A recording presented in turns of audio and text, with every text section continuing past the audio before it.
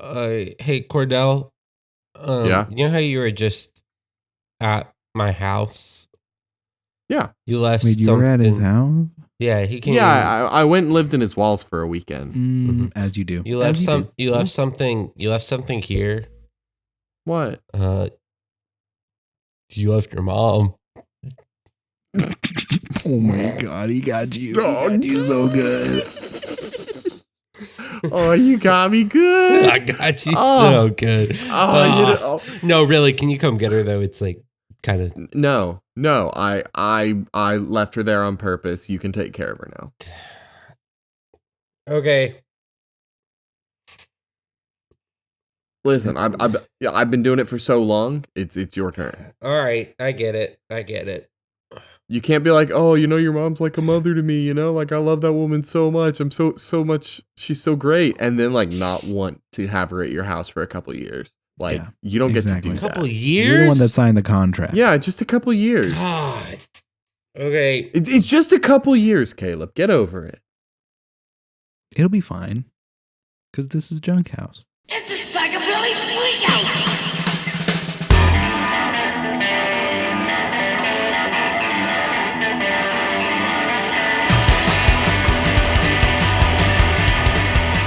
The Ace of Ska. The Ace Welcome of back. Ska. Welcome back. Welcome back. Nah, Welcome Cordell was actually at my house. I and was. You didn't leave. That was real. You didn't leave anything here except your mom. Which that's your fault. Got him again. Got me again. Got him again. And we saw a movie together. We did. We went and What saw Deadpool and Wolverine. I still need to see it, but I know basically all the spoilers. So if you want to talk about it, we can. It was quite good. It was a pretty good movie. That's that's my understanding as well. I don't know that I ultimately have a ton to say about it, which is kind of the benefit of watching a Deadpool movie. Like, you have fun, you laugh a lot, but it doesn't make you think very much. Yeah. What was your favorite cameo that you didn't expect? Oh. We're going to bum fiddle, listeners. Yeah, we're about, if you don't want to know the cameos that are in Deadpool, skip to Major bum fiddling. Major bum fiddles. I think my favorite was I think Chris Evans. I think Chris Evans was my favorite cameo. Say who he was. Chris Evans. So it's a funny scene where they actually play it up and they're like, "Oh my gosh, it's him," and they're acting like it's going to be Captain America, and then he goes, "Flame on," and he's Johnny Storm, and that was so very good, just so good, Incredible, truly magnificent. I think that might take it for me. I did love them like having so they had pyro in it. Okay. Which is hilarious already.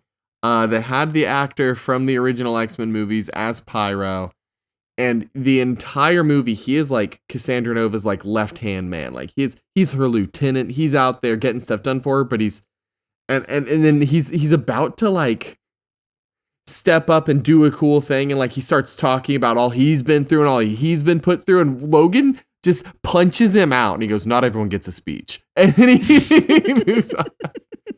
And because he's around the entire movie, and they really play it up like he's gonna be more important than that, and he just gets knocked out. Dang, I need to see this movie. It's a good old time. I also am a sucker for scruffy and possibly ugly dogs. And so there is a dog. As an owner of a scruffy, possibly. Don't you dare say Wilder is ugly. He's a cute. I said possibly. I said possibly. He's the cutest little boy. There's a chance. But There is a I dog. really thought he was elderly when you adopted him, though. To be fair. That's fair. There is a Oh, dog yeah. that plays dog pool that won Britain's ugliest dog a few years ago, and their name is Peggy. And I've loved them for a long time because I find them just absolutely adorable. That is Deadpool as a dog, though. It is Yes, Deadpool that as is a dog. Dogpool. That But is like Deadpool. listeners, if you're ever like on Twitter and you see a video that's of a dog doing something funny or a dog doing something very cute, you can send it to me. I will Caleb's into appreciate that. it. I love it. I send my wife so many TikToks, and probably a good 60% of them are just dogs doing extremely funny things or being extremely cute. And just about every week, I think, man, I look at Olivia and I say, we could get another dog. We could get another one. Ooh. You technically could, yeah. And then she says, You have the ability. can you imagine what Wilder would be like with another dog in the house? And I say, yeah, you're right. And we move on. Yep. He's an only child type of dog, and that's okay. Yeah. I will say, from a like critical kind of standpoint, as much as I enjoy Deadpool, it is a little bit bothersome to have a huge part of this one's plot and jokes be making fun of the Disney thing, making fun of the Disney merge, mocking the presence of all this new stuff, like just making jokes about how obnoxious and commodified superhero stuff is. Okay. Only to do that exact same thing. Like to make jokes about constant cameos and make jokes about, multiverse and make jokes about how we're all so tired of it. And to make jokes about how it's funny that Disney pulled Hugh Jackman back in to play Wolverine and that he's going to be doing it till his dying day. Like making jokes about all of that while doing all of that. It's fair game for Deadpool, but it's also like, a little tired. like I don't know that you can wink at it enough for me to be chill with the fact that you're doing it. Yeah. Yeah. Like great, you can wink at it, but there's making a joke and parody, and then there's legitimately just doing the thing you're making fun of just because you can. Yeah. Yeah, I agree. It is a fun watch though. It's worth it. Oh, it's a fun time. Yeah. And I'd still watch a next one if they did do Deadpool and Andrew Garfield Spider-Man, like all of the internet is begging for them to do. But Deadpool and homoeroticism. You know what else is full of homoeroticism? You've been reading my journal again? Reviews and they're really bad, so kills the movie. So this is a fun fact. My journal is safe. This is a fun fact. All of Letterboxd is Cordell's journal. Like every entry on there is Cordell's journal. Yeah. Yeah. Okay, we actually have a 4-star review. What? Because that's from, not really bad. This is a friend of a show. This is a friend of the show. Okay. We got a Letterboxd review from Fielding. Okay. I'm glad that I have not gotten on Letterboxd recently because I follow Fielding, so I would have probably seen this. This is an old review, though, I will say. Okay. All right. So if I have seen this review and instantly know, I will recuse myself from guessing. Okay. I will never recuse myself from anything. 4-star review from Fielding. Not the most compelling story. The original is much better in the ways it plays out, but the visuals and soundtrack are legendary. Happy that my favorite IP was displayed faithfully. I did edit it a little bit because to make it harder. Fielding's favorite IP. Fielding's favorite IP. I don't. Fave P. And, I don't and know that there this is an review. original of this movie. Like this is like a remake or a sequel. Ding, Those are the big hits. ding. I have not read this review, so I don't know what it is. But I want to guess Tron Legacy. It is Tron. That's what I was Legacy. going to guess too. It's Okay. Tron Legacy. I mean, what a banger of a soundtrack. The soundtrack is good. The unedited review says, but the visuals and soundtrack by the legendary electronic duo Daft Punk put you right there in the grid. So, of course, I couldn't say that because it was pretty. They really do be putting you right there in the grid, though. They put you That's right real. up there in the grid. They just So we were talking about Tron before recording began this morning. Yes, obviously, which is what inspired this. Yes.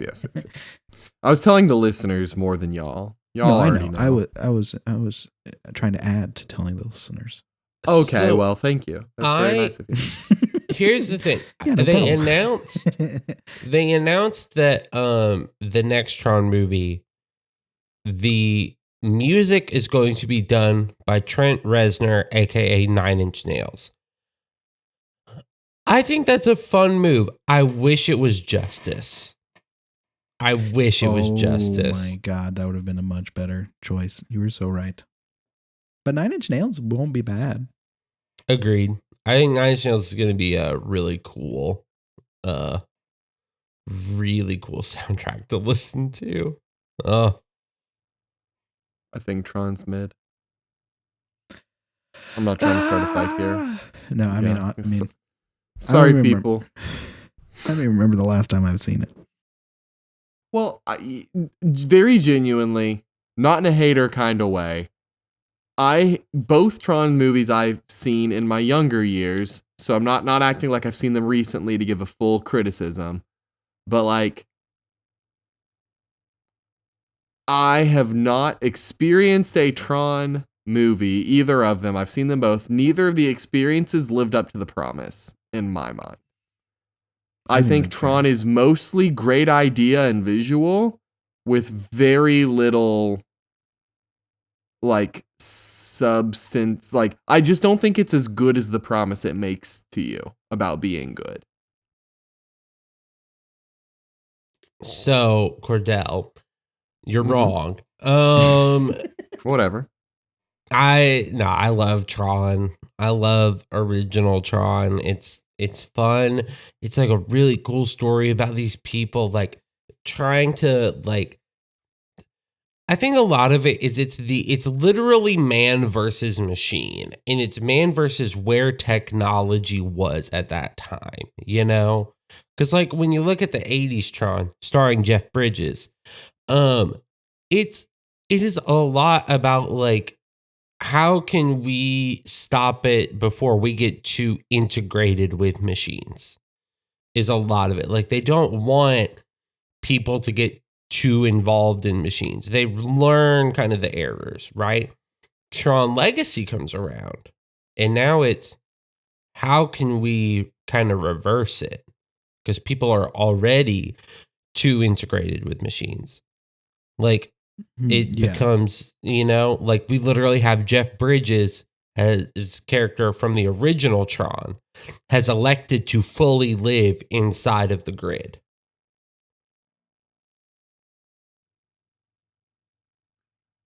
I see it. I get it. But like, I still don't. And again, this is my memory talking, so I'm not gonna pretend I can do a full debate about it. I do not remember the movies even living up to those concepts much. Like, just to me, like it was all flash, no sizzle.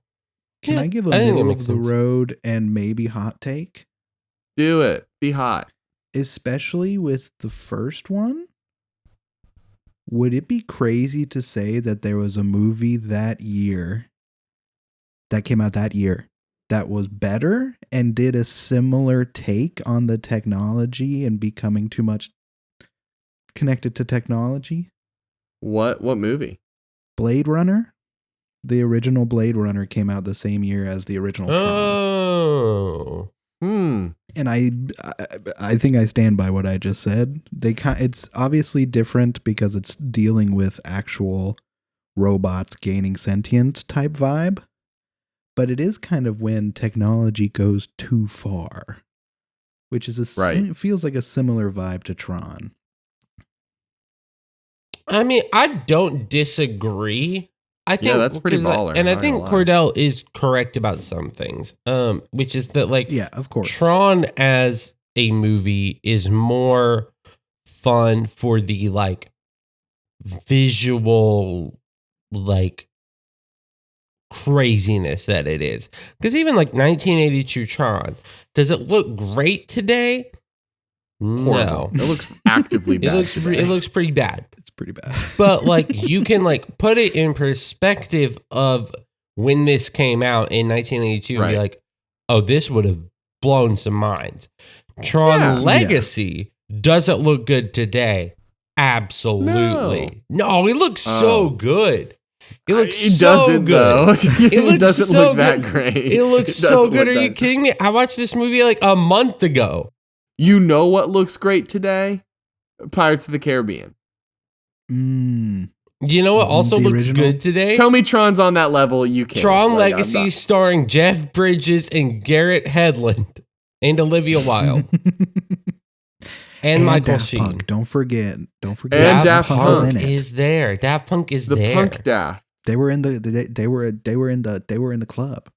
Like because in like the club. like does it Party Club. in the Tron Club. part of the reason I think Tron Club. Tron Legacy looks good, right?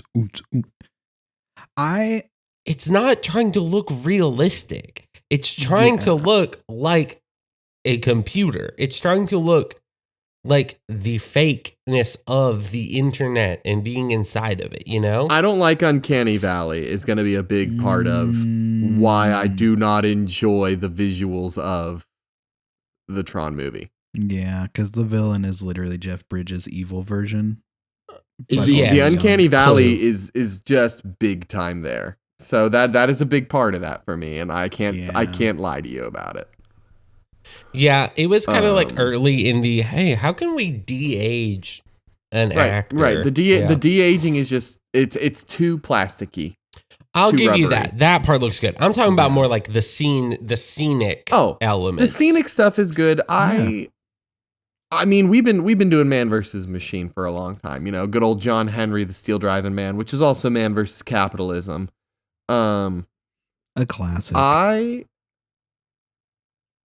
don't know. I think Tron's just Tron is like not beating Matrix or Wreck-It Ralph for the type of plot it's trying to have.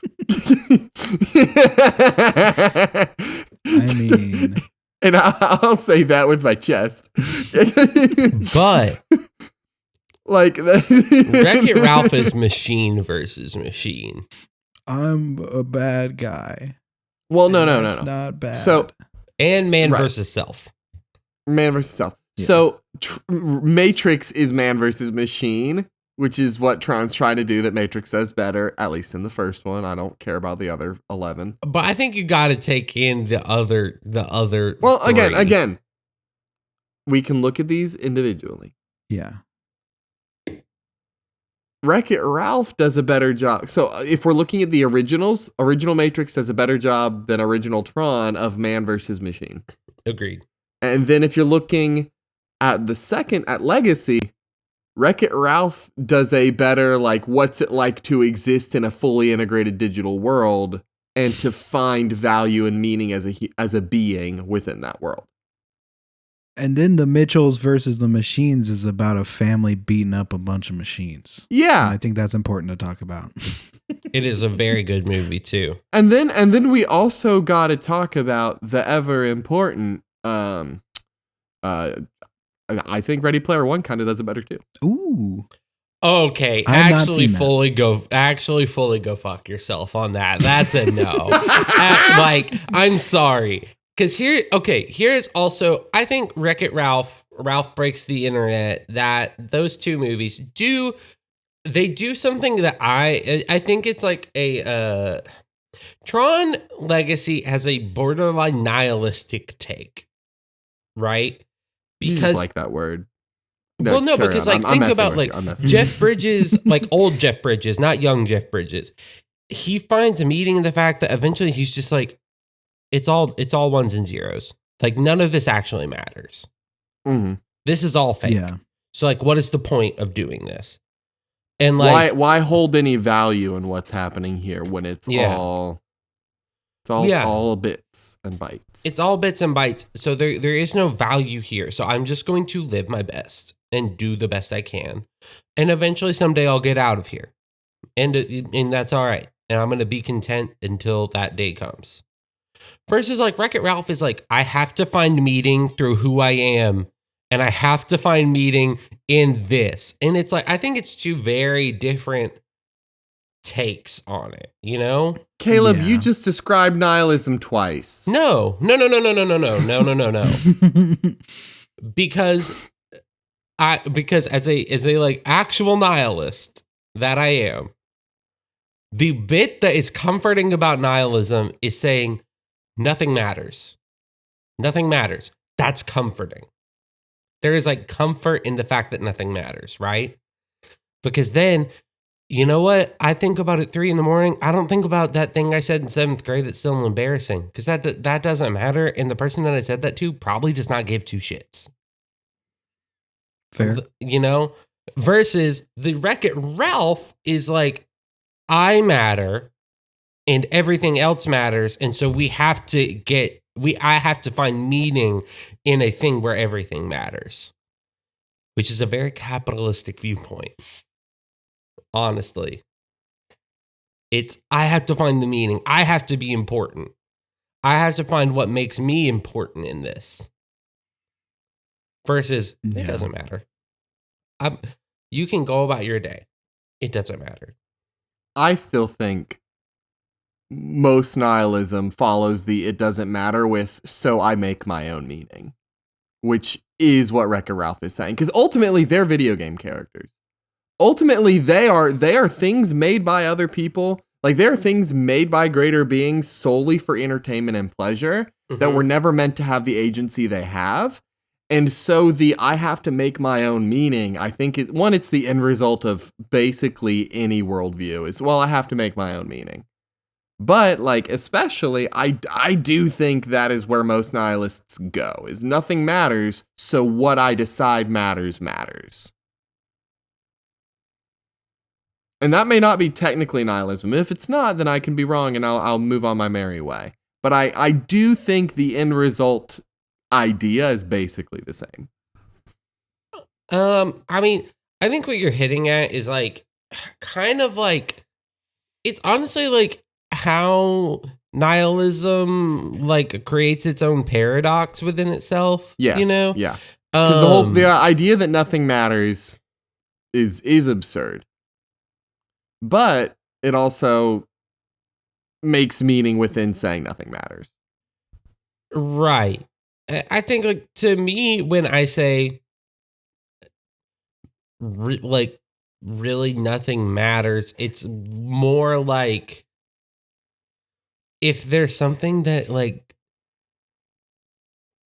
okay, let's, for sake of argument, let's say that, Christianity is correct, and that when we die, we chill out for a bit, and then we wake up and we get judged. Cool. Yeah. To me, it kind of hits it like, it's weird because it's like nothing that I do really matters, right? So at the end of everything, if Christianity is correct or whatever, it doesn't really matter what I do because, like, the judgment is gonna happen, and it's just it's also like the Christianity paradox of you can do whatever you want to do, but God knows what you're gonna do. And I mean, so you're getting into will, a very non-free will. specific interpretation of Christianity there. Yeah. Like, that is a very, very specific. But I think read. a widely accepted one. And so we're getting at that where it's like, in my mind, like the Christianity with nihilism, it's like if there is a higher being that already knows everything that I'm going to do in my life, then what I do does not matter. It is already determined. So instead of worrying about it and thinking like I need to really stress about everything that I'm going to do, I'm just going to do the best I can. And like, I'm just going to try to make my life good and try to make other people's lives better through that. And that's fine. I get what you're getting at. I wholesale disagree with that interpretation of Christianity, so I don't think it's worth carrying on, but I see the point you're raising, right? Like, we don't need this to be religion the episode. No one's going to have a good time with that. But I see what you're getting at. I think you can ultimately this might be wild. I think nihilism is more a lens you put on a philosophy and less of its own full philosophy. Because you can like a nihilistic viewpoint put on literally anything else is going to create more nihilism. Like, I think it is a way you read things rather than what the things themselves say a lot of the time. Because you like it's a take, not a belief system. Because you just said something that, like, to you and your read of Christianity, if that is what people say about being a Christian, then that is your take that nothing matters. Let me just do good and enjoy my life, right? But for a lot of people, that take is comforting and peaceful because everything matters, but there is security in what they do and say, right? Like, they have security that there is a greater plan in mind and that things do greatly matter, but there is comfort they're taking in being, like, guided and taken care of. So it's just interesting because, like, I don't know that nihilism is its own thing. I don't know that I would buy that it's like a viewpoint that is like whole and stands on its own.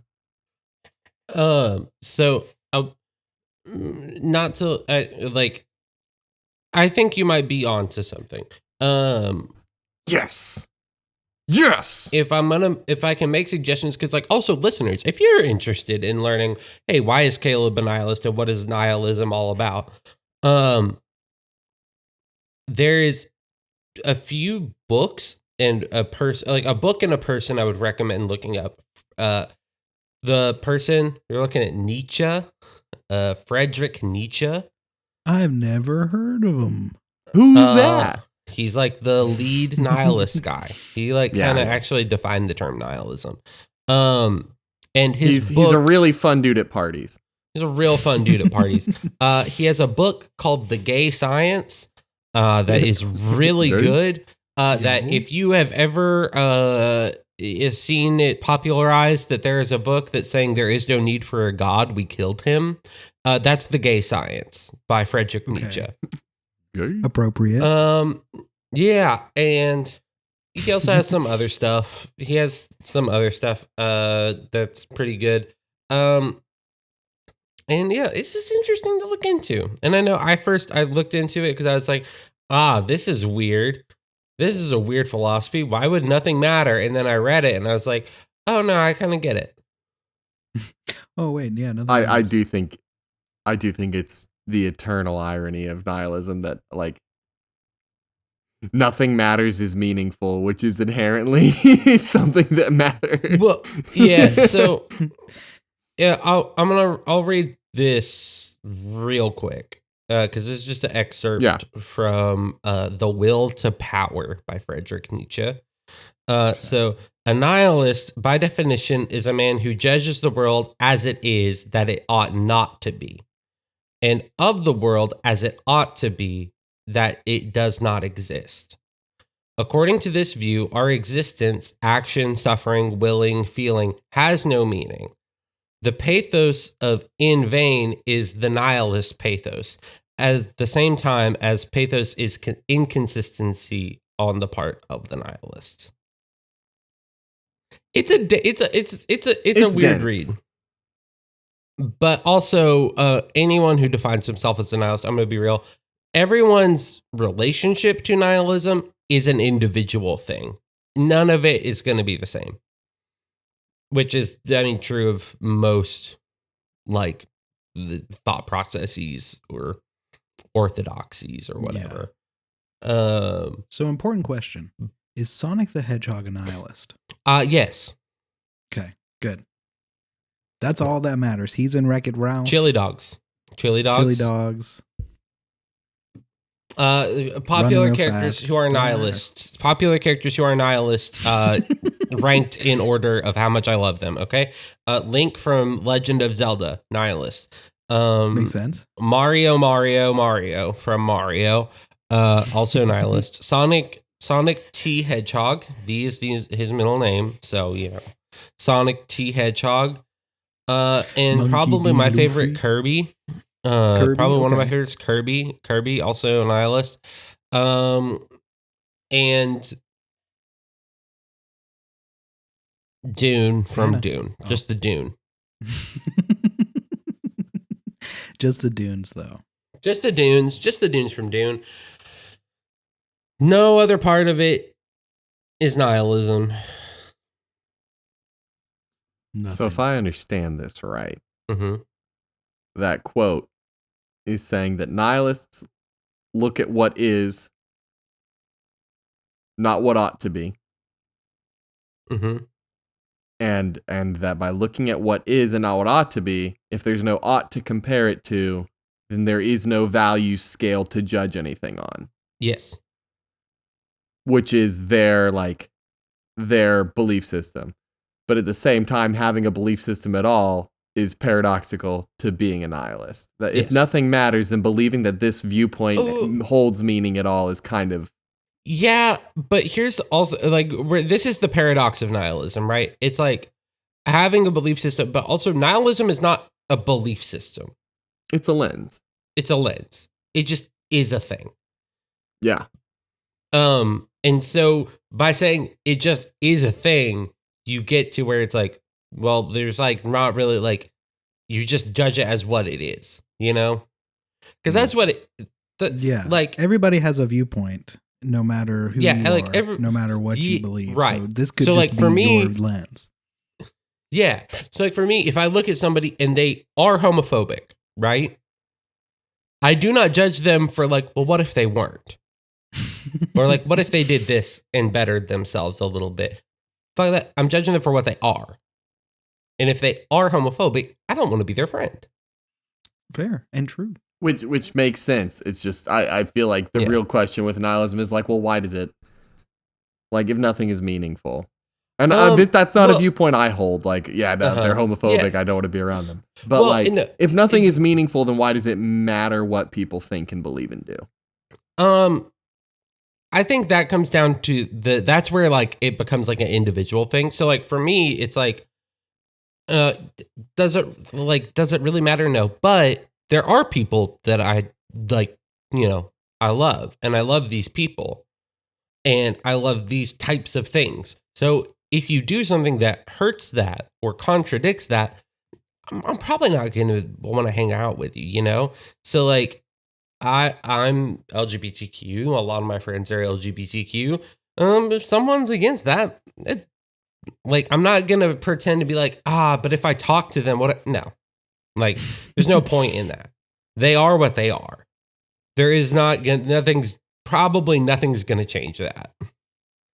So instead of pretending that I can, I'm just going to go at it and be like, okay, so I need to give up on that. No point. Fair. Sammy, what do you think about nihilism? It's pretty cool. Keeping in mind, Sonic the Hedgehog is Sonic a the nihilist. Hedgehog is a nihilist, so and so is Shadow and Knuckles. Cool. That's what makes it cool. Tails is not a nihilist. Tails is not a nihilist. I think Tails believes in the Ubermensch. Have been talking about not funny things for a good long bit, so we should make some jokes. That's what I think about nihilism. I have a new bit. So it's time for my new segment. Boom. What? There's music? It's time to blind rank. Oh. Now, Here's the thing. Okay. There is a thing I see on TikTok and Twitter a lot that is blind ranking things in a category. Oh, So yes. 1 Okay, through now I 5, understand. you don't know what's going to come next. You have to put this in a order 1 through 5, right? So I have a list of 5 things.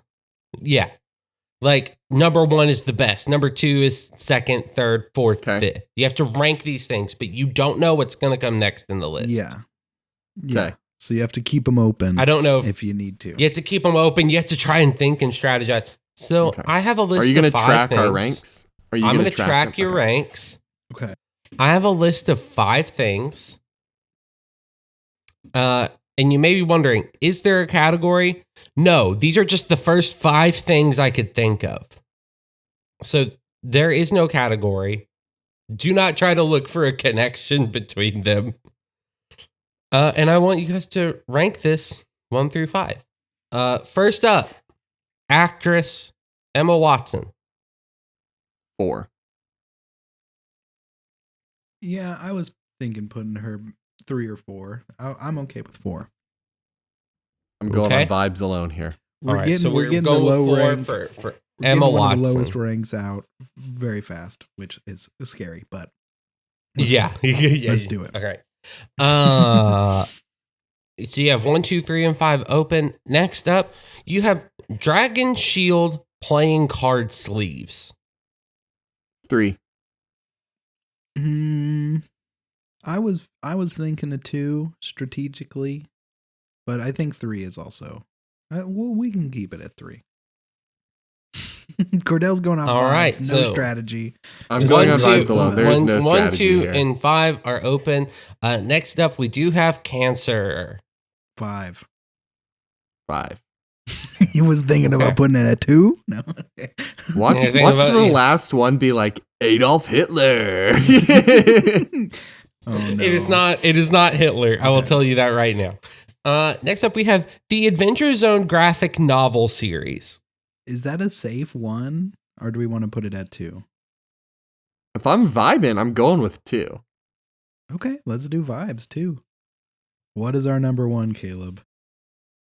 What is our All favorite right, leaving thing? at number 1 with no choice of these 5 things. This is your favorite of them. Oh gosh, guys. You guys really kind of it's Mr. Beast. Oh, You guys have Mr. Beast at number 1. I don't hate that. I have no clue what Mr. Beast is You doing might other than should. I keep seeing his name. And so it kept popping up. And I was like, oh, yeah, I guess Mr. Beast is a thing we can rank. At risk of igniting a debate that I don't care to have, I really don't think the Mr. Beast hate is deserved in the magnitude it's doled out. actually, fun fact: he's been getting exposed. Ah. There's been a lot of stuff with his game shows coming out that he really does not care about humans at all. There was a guy that basically almost died, and there's war crimes about like keeping people in rooms with lights on. Like sleep deprivation is a war crime. And Mr. Beast did that to specifically one guy from one of his game shows, and probably more than that. Mr. Beast is in a lot of shit right now. So just to take it back, I'm sorry, Cordell. The hate is very much deserved at Warranted. this point. Okay, so not knowing that, my Yeah. statement was more on like Mr. Beast paid for like 1,000 people's eye surgery and everyone's mad at him for it. That sort of stuff never Yeah. made sense to me. The thing Like, about that was that it was like he made content out of it. Like, it's not just a good thing. Like, you know, it could be a good thing. It's also terrible that society put him in a position that he like had to do that, right? For those people. But right. like he commercialized it and made it very this is what I've been seeing, at least. That it's like that's Yeah. just kind of gross to be like. And I understand that perspective on it, to ignore Mhm. the later stuff that I did not know about. Like, I understand that perspective, right? But at the end of the day, I would rather have a person make content out of making thousands of people's lives better than not make anybody's lives better. Yeah. Like that's just fair. purely utilitarian wise, like if he's digging wells for content, at least he's digging wells. If people are getting like needed surgeries for content, at least they're getting surgeries. Like Yeah. I can feel scuzzy about the nature of the fact that he's doing it for likes and money and he's getting paid out of it. But at the end of the day, like people's lives are notably better. I also feel bad now That's for fair. having Mr. Beast in that list. 'Cause, Yeah, uh, Caleb, Yeah, great. that's really funny. You made us put a number one war criminal. so Maybe this will just teach everybody and hopefully the listeners too. If you Yeah. see a YouTuber or somebody's name popping up a lot on Twitter, Probably you bad. can go ahead and click on that trending and see what's going on. There's been a lot recently from a lot of different people. The Cody Ko situation. I don't even know if you two know about that. I know who Cody Ko is. Yeah, I he think I've heard about that. yeah, he had sex with a minor, a Ah, 17-year-old, another YouTuber, and was told very clearly that she was 17. Hey, don't go after her. She's 17. She's And a he minor. did it anyway. And then he Hmm. didn't talk about it for years and years and years. And now has not even responded. The most response was like from TMG, his like company. Dang, This is just the depressing this episode, episode's yeah. getting depresso. Which I don't Sorry. hate. You know, life is like this sometimes. Yeah, my defense of the earlier Mr. Beast stuff does not negate any of the horrible stuff he is Yeah. doing that is coming out. You know what? Let me say this. People are ultimately nuanced, Mhm. and if people do terrible things, they should face the consequences of those things. Yes. But that does not mean we cannot have nuanced conversations about other aspects of them. yeah. And I think that is lost in discourse, right? Like you can talk about good and bad in the same breath. Yeah. Yes. Cool. For a lighter situation that I don't know if y'all said, I keep on forgetting that I am the most online You're so of the online. three of us. Yeah. yeah. Do you know who Aiden Ross is? I've seen about this because I keep up with politics. This is So- funny as So Frick. Aiden Ross is a streamer, Cordell, and he's just Okay. he's not really a good guy. We're just Okay. going to start that off. He's He's kind of an not. idiot. When he was Cool. first starting out and getting really popular, he didn't know, like his chat was talking to him. And I think he had talked to Hassan at this point. So like political stuff was coming up. He didn't know what fascism was and called it like fascism. Like he said it. Fascism? Yeah, he said it completely wrong. I was like, what is that, huh? Recently, well, he's not even on Twitch anymore. He's on Kick. Do you know what Kick is? I think so. no. It's like another social media platform.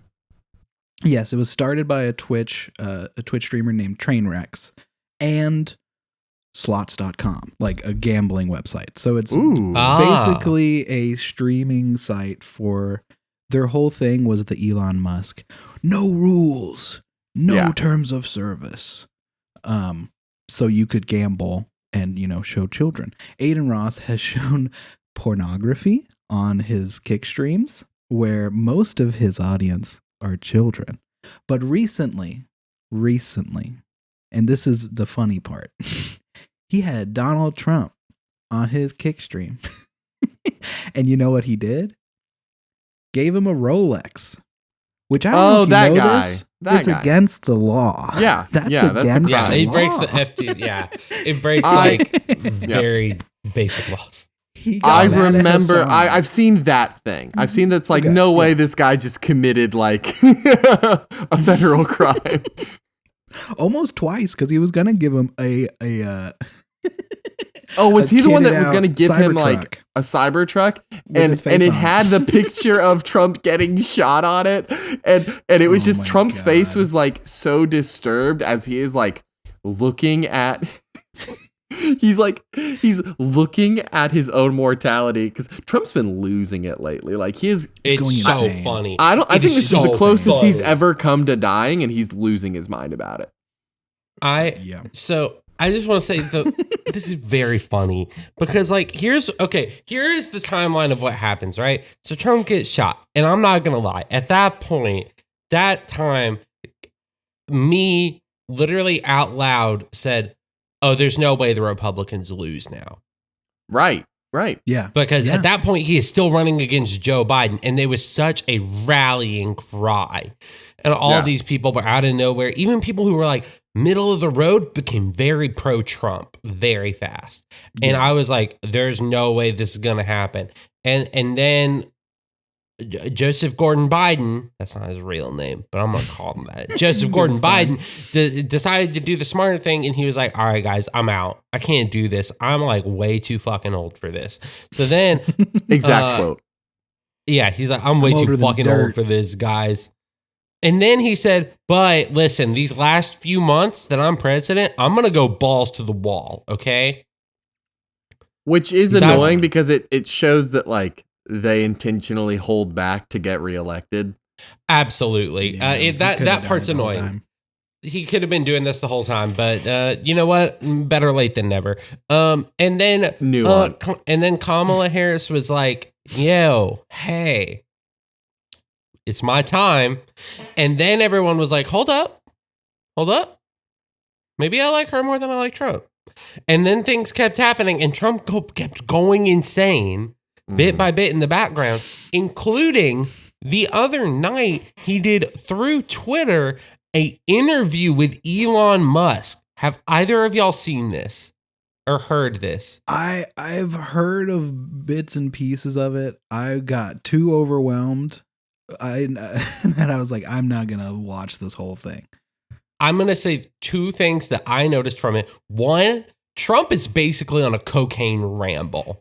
He cannot stop talking, and he is slurring like he's drunk. Oh my God. It's so bad. Plus, he picked J.D. Vance as his running mate, who because of his kid. Because of his idiot son. Now, now I imagine of the three of us, Cordell has the most reason to hate J.D. Vance because J.D. Vance basically made all his money off of writing a book that basically says, hey, the people of Appalachia are all idiots and hicks. Hillbilly Elegy is disgusting. Yeah. It's garbage. It's trash. Talk about an unnuanced perspective. Yes. Losing my mind. And then people start to reread Hillbilly Elegy and they realize, like, hey, he wrote a line in there that makes it seem like he fucked a couch. So then J.D. Vance fucks a couch became the best meme ever. Well, it is worth noting that, like, that tweet might have just been a joke. Yeah. Like I don't know that there's actually, like, is there a line that implies that? There is a line in the book where he talks about putting a latex glove between two cushions of a couch and then going at it. Like, that is not a joke. That is a thing that J.D. Vance has talked about, like, in writing before. So, like, that happens, and then J.D. Vance keeps fucking up, and then his wife comes in with a pile driver of an interview, and so one of the funny things is that J.D. Vance has outright said that one of the things he wants to support is that people without kids who are adults should not be able to vote. And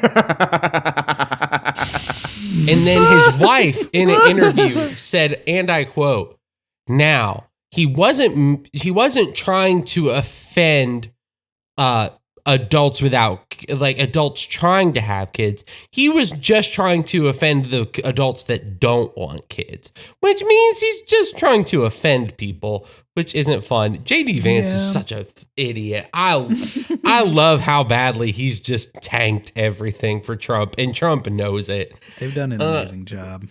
They really have. And then Kamala picked probably like one of the best VP picks in history with Tim Walz, who is just like what Republicans wish they were, you know? Because he's like veteran, used to be the best marksman in a shooting league for Congress. And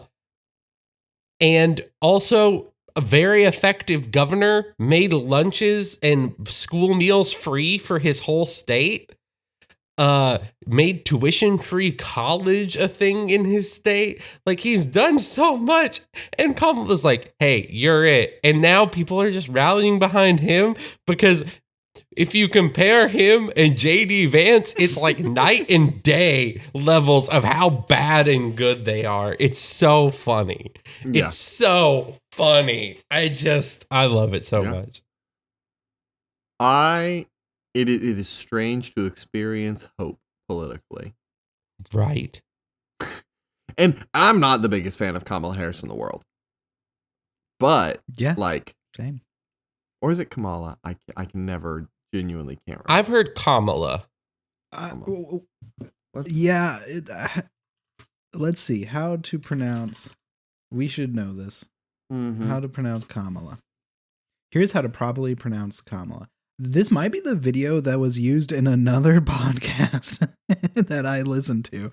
And I feel like I'd watched this, but I do not remember. Kamala Harris. Apparently is where is Kamala, yeah. Kamala. Yeah. So it's like a hit lower.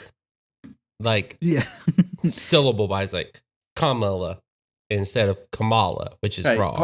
Part of the confusion, I think, is Miss Marvel's character in the comics. Oh yeah, Kamala. Because she is Kamala, and so it's thrown. That's what throws me off is like having a character that I've followed in the past be Kamala, and then having Kamala. Like that's what tricks me up. I know that one of them isn't the other one, but I get messed up. Anyway, I'm not the biggest fan of her. But I don't dislike her, and that's the biggest thing. like I don't dislike her, and I don't hate a lot of her policy stuff. Like I don't know that I'll ever fully love a politician, and I think that's probably a good thing. But the Harris-Walz combination is far, far, far better than Trump-Vance. It's amazing. It really is. It really is. It's so good. And Walz made a couch joke. And Walz made a couch subtly joke. Threw it out there. If he gets off the couch. See what I did there? That was like a direct line. He did say, see what I did there? That's good. Great. Not He's subtly. There was something, I forget on what news it was, but it was like, so Kamala is Brat Summer. And Tim Walz, it was like this was actually on the news. Yeah. And Tim Walz equals Midwest Princess. What does it mean? We don't know. I will say this is one of the first times feels like a decade. And that might not be inaccurate. It's one of the first times in pushing a decade that I feel like there is actually someone running for president and like a president VP combination that is in touch with what the American people overall actually want.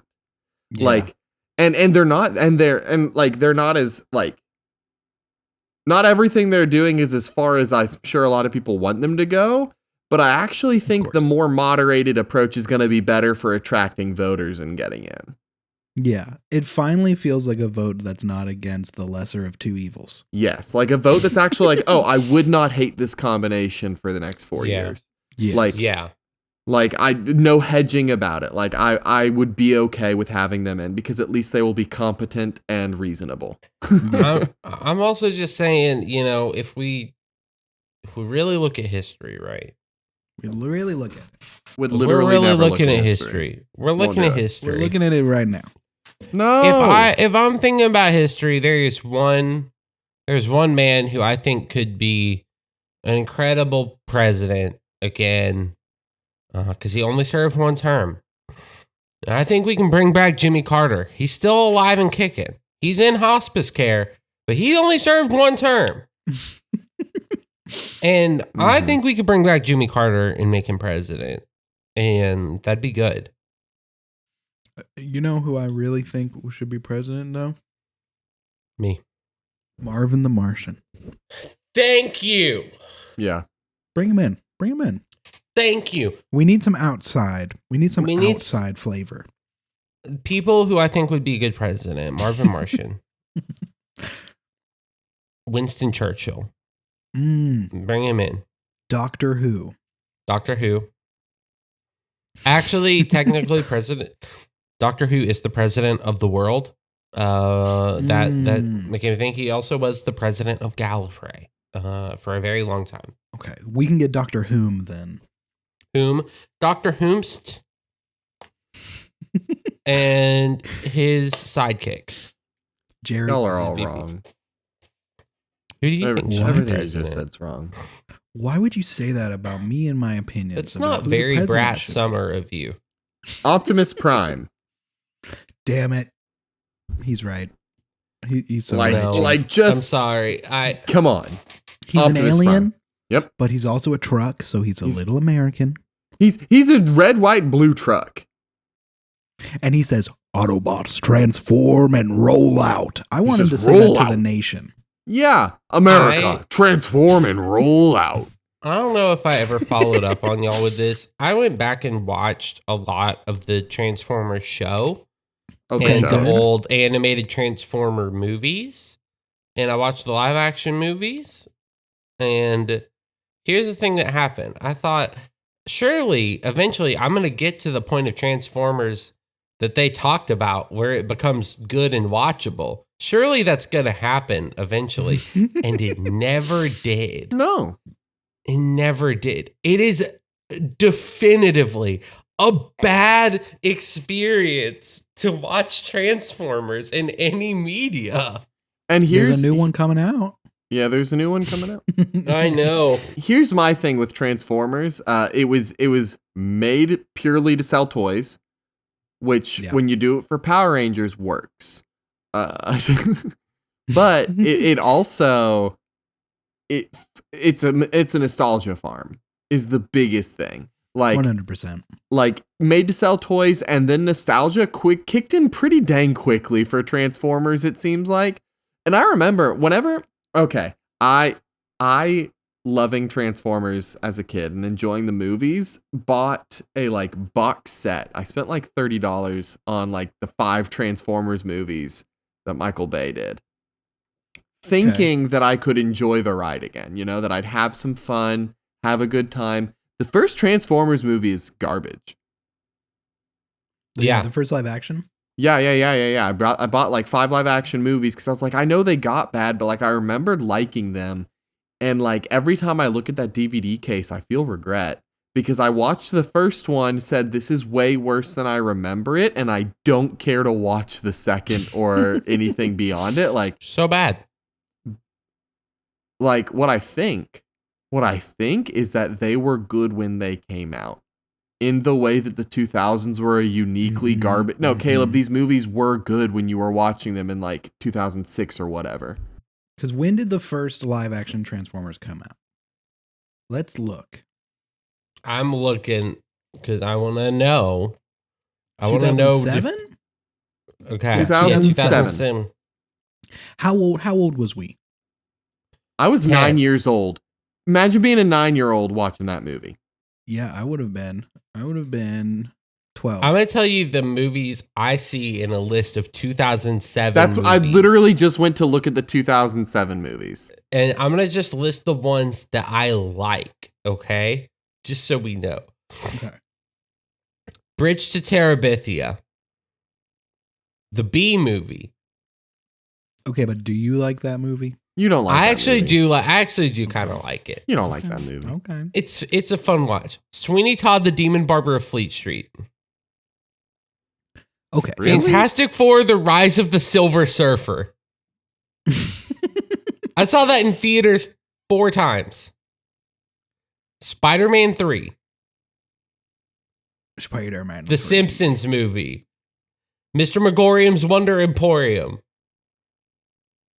Pirates of the Caribbean, At World's End. I'm just going through and listening to the ones I like. Harry Potter 5, the Gold Phoenix one. Enchanted came out that year.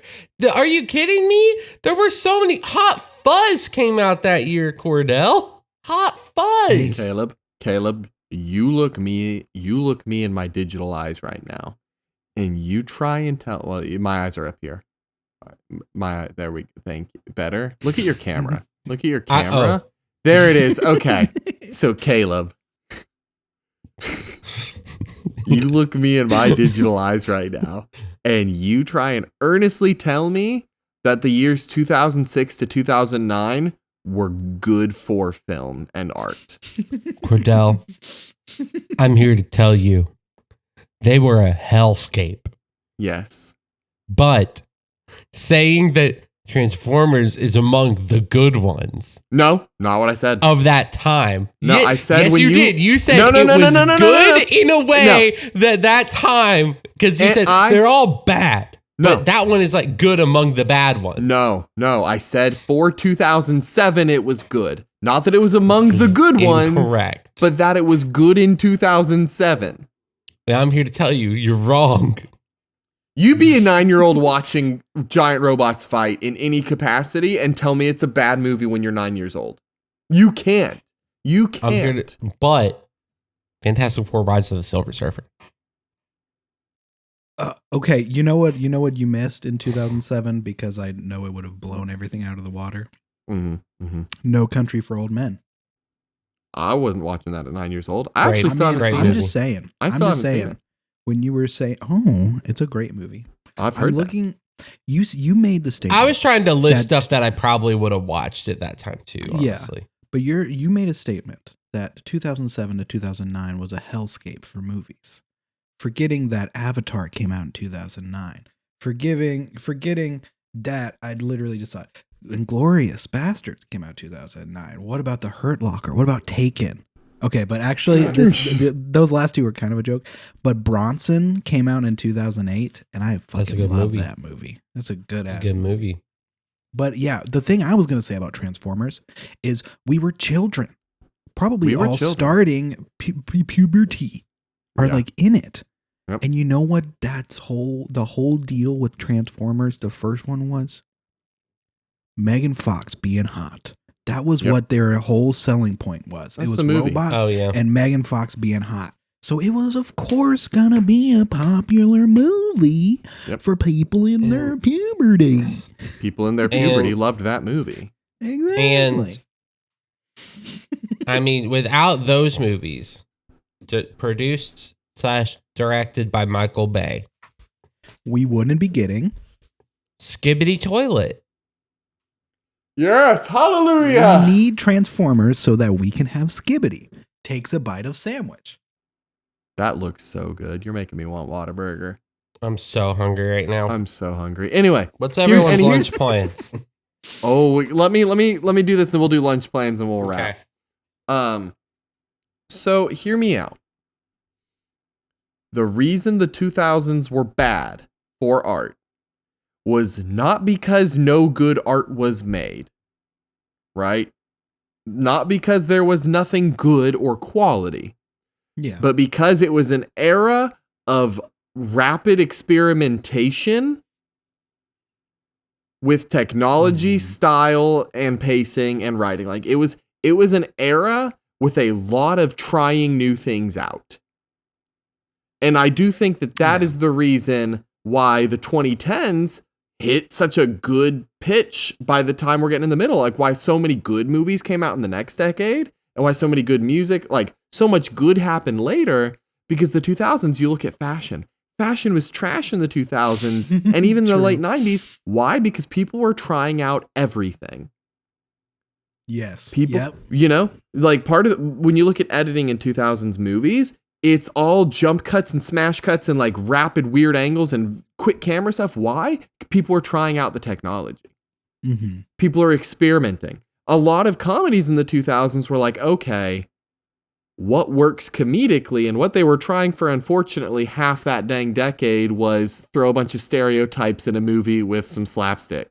But like people were trying stuff out constantly. And I think that's why it's bad, but I think that's also why we get so many, the ones that stand out are really bangers, was because they tried something out that worked. Like Pirates of the Caribbean tried something out no one had done before in multiple ways. It tried something out that was just awesome, and it worked. And that's why the Pirates of the Caribbean movies are high points for that decade. Yeah. Like Avatar, James Cameron made new technology so that they could film Avatar.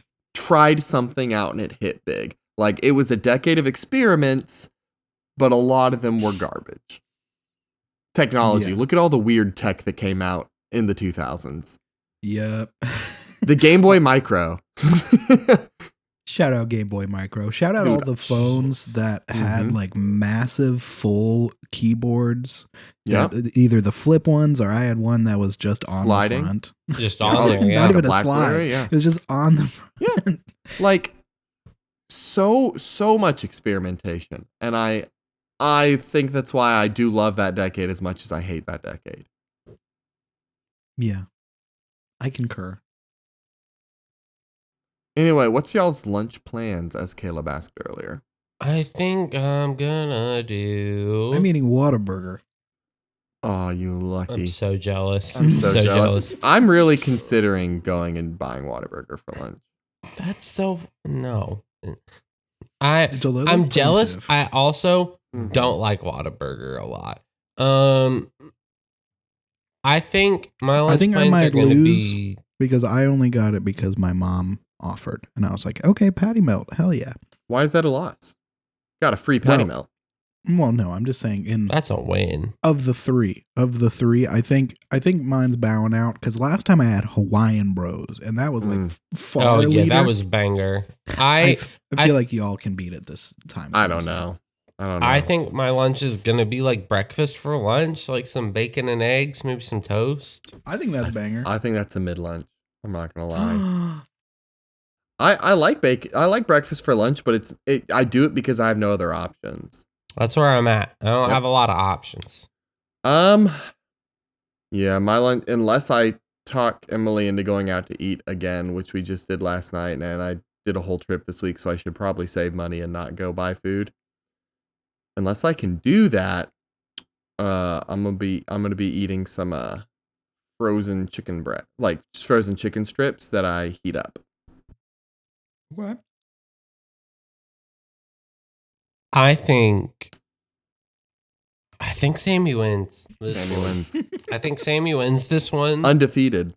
I think chicken strips sounds better to me right now than what I got. So I think Cordell's in second. I think I lose this one. So there's two ways this can go for my chicken strips. One thing I like to do is I heat them up and I cut them into pieces and I toss them in some like garlic parmesan sauce, dip them in ranch, make kind of DIY wings. Yeah. That's always a banger. The alternative, and I'm not super proud of this one, is I heat them up and if I'm feeling lazy, I pour a little bit of yum yum sauce and soy sauce and sprinkle some teriyaki into a little bowl and I just dip them in that and it's like a DIY Asian meal, but without any of the work. It's just the flavors I enjoy. Both sound so good. It's pretty baller, but I feel a little shame at it being so Americanized. I would go with the Asian. I would go with the Asian. That's where I'm leaning. If I have the yum yum sauce, I'm hitting it. Yeah. Yeah. All right. I need to buy some frozen chicken strips or something. They go hard every time. Every single time. Every single time they go hard. You know what else goes hard? Not gonna be able to figure out by the Ram Horde and heat off the album, smoke them if you got them. Okay. True. He said it. He said it out loud. He did. And do you want me to say it like more clearly so people can actually understand what I'm saying? Or I mean, if you want to, but you don't. You don't have to. Psychobilly Freak Out off the album. Smoke 'em if you got 'em by the Reverend Horton Heat. Shout out Horton Heat and maybe Caleb soon. I don't know why I turned into Jesse Ventura. It's me, Jesse. If you like this podcast, you can check out their Twitter or their TikTok at JunkHousePod. Also, rate and review us on iTunes. I hate Hulk Hogan. If you want to email us like this heartfelt email we got from YouTube. Yo, Caleb Burley has subscribed to you on YouTube, says the title. And then in the body, Caleb Burley has subscribed to you on YouTube. We have 3 subscribers now shout on out the YouTube. Caleb Burley. Oh yeah, Shout go out check our Caleb YouTube. Burley. And if you want to be just like Caleb and do what Sammy told you about, do I it. don't want to be. You want to be so much like Caleb. Caleb's the You one really to be don't. like. Of all the You people really to be like, don't. be like Caleb. Anyway, Absolutely not. do it. Do it. You won't regret it. What could go wrong? Email us. junkhousemailbox@gmail.com. City folks just don't get it. As we say every As week. we say every week. I don't know what to do today. I'm probably gonna do some laundry. It's a psychobilly freakout!